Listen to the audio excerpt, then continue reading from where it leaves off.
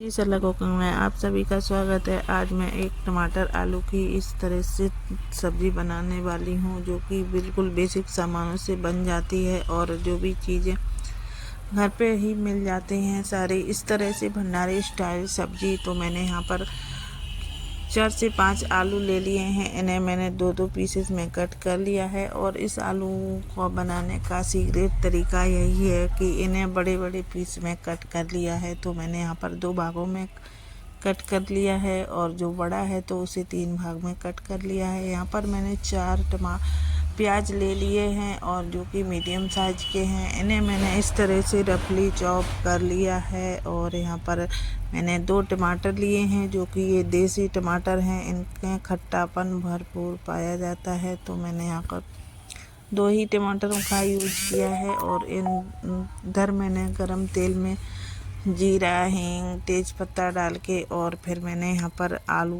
भी डाल दिए हैं और आलू डाल के मैं इसे थोड़ी देर भुनाई करेंगी जो कि इनका आलू हमारे थोड़े से भुन जाए और नरम हो जाए। तो यहाँ पर मैंने प्याज और हल्दी, धनिया पाउडर, टमाटर डाल के हरी मिर्च डाल दिया है। यहाँ पर मैंने थोड़ा सा पानी डाल दिया है और इस तरह की सब्ज़ी बनाएंगे और इसे मैं थोड़ी देर ढक के रख देती हूँ जो कि 8 से 10 मिनट ही लगेगी और हमारी सब्ज़ी आलू टमाटर की बन के हो गई है रेडी।